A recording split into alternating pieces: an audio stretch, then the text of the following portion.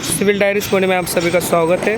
दोस्तों हम यहाँ पर आज हम जो स्लैब है यहाँ पर जो दिया है तो ये स्लैब फिक्सिंग किया वाला है और हमें यहाँ पर रेनफोर्समेंट कैसे चेक करना है इसके लिए हम यहाँ पर इस वीडियो में बनाने वाले हैं। तो दोस्तों आज हम यहाँ पर सबसे पहले बताएंगे कि लोकेशन या जो रिटरिंग वाल है कॉर्नर का और रिटरिंग वाल का ये एक दूसरा कॉर्नर का यहाँ पर स्लैब है।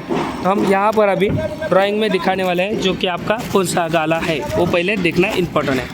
तो ये हमारा देखिए ये कॉर्नर ये रिटरिंग वाले हैं चारों तरफ से और यहाँ पर एक गाला है और यहाँ पर ये गाला पे हम लोग खड़े हैं। तो इस गाला का नाम है 101 तो 101 का जो रेनफोर्समेंट है वो हम यहाँ पर पढ़ के दिखाने वाले हैं। तो दोस्तों अभी देखिए जैसे हम इसको शेड्यूल ड्राइंग यानी इम्पोर्टेंट है। तो शेड्यूल ड्राइंग है हमारा S101। ये अभी पहले सबसे पहले क्या दिखाता है शेड्यूल पूरा देखो कैसे पढ़ने का पहले दिखाता हूँ। RCC देखो यहाँ पर दिया है schedule of RCC first slab basement 2 ये लोकेशन दिया जाता है। उसके बाद में ये लोकेशन इसमें देखिएगा पहले स्लैब मार्क रहेगा, थिकनेस रहेगा, रेनफोर्समेंट में क्या रहेगा शॉर्ट स्पैन रहेगा, लॉन्ग स्पैन रहेगा और जहाँ पर डिस्ट्रीब्यूशन लॉन्ग स्पैन में नहीं दी जाता है जैसे कि वन वे रहता है इसके लिए यहाँ पर लॉन्ग स्पैन में दिया नहीं जाता तो वहाँ डिस्ट्रीब्यूशन यूज़ करना रहता है। डिस्ट्रीब्यूशन यानी यहाँ पर जो दिया गया है रेनफोर्समेंट तो ये वाला हमें यूज़ करना होता है।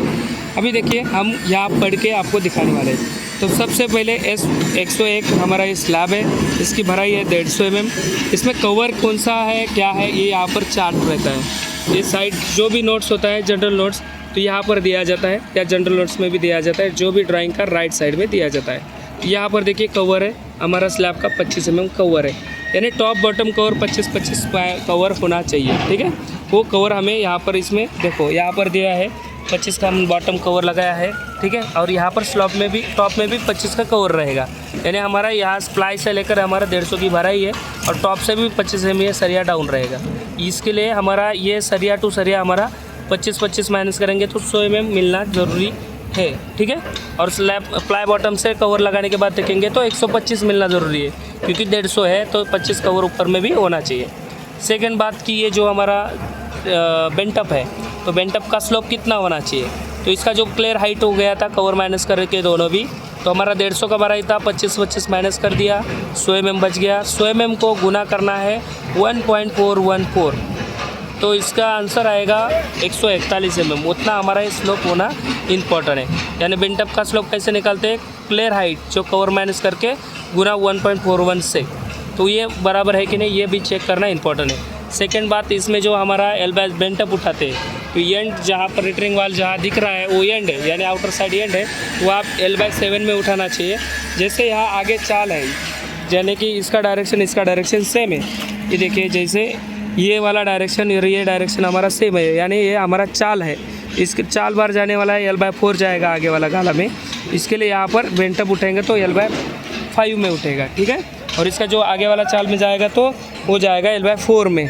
ठीक है या कहीं कहीं पर दिया जाता है कि 1 मीटर चाहिए हमको उस लेस दैन तो उतना ही हमें देना होता है एज़ पर ड्राइंग या कंसर्न के जो कोड है उनके हिसाब से। ठीक है जो लिखा के देंगे तभी हम उसको मानेंगे। सेकंड अभी इसमें क्या देखना है आपको एंड देखना है एंड में L/7 उठाया कि नहीं। सेकंड देखना है कंटिन्यू होगा तो L/4 गया है कि नहीं। जैसे आगे L/4 गया है कि नहीं वो देखना है।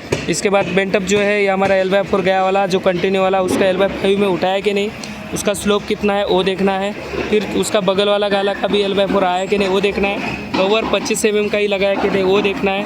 सेकंड इसके अंदर में जो चेयर रहता है चेयर की हाइट जो है वो हमारे चेयर है तो चेयर की हाइट में जो कवर बराबर लगाया है कि नहीं चेयर हाइट में और उसके बाद में चेयर बराबर बांधी की कि नहीं है ये भी देखना इम्पॉर्टेंट होता है।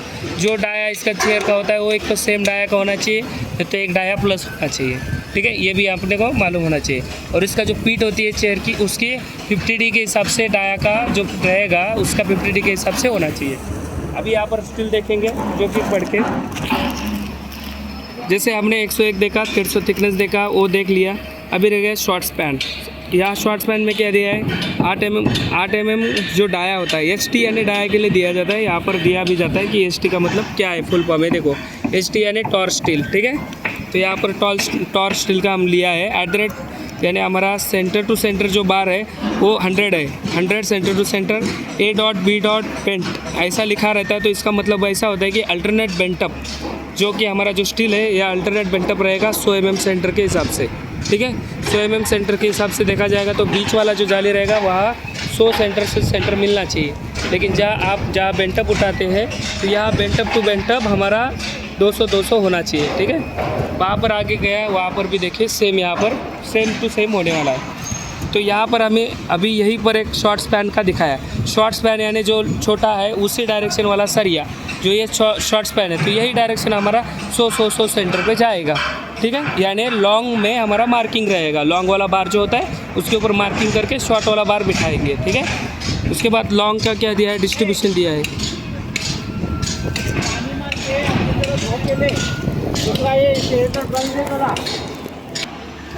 तो दूसरा बार था 8 का 250 सेंटर टू सेंटर डिस्ट्रीब्यूशन, यानी इसको कोई डिस्ट्रीब्यूशन जो हमारा है ये 8 250 के हिसाब से सेंटर रहेगा। यानी ये हमारा लॉन्गर स्पैन का सरिया जाने वाला है वो हमारा 250 सेंटर पे रहेगा। देखिए जैसे दिखा रहे हैं अभी यहाँ पर।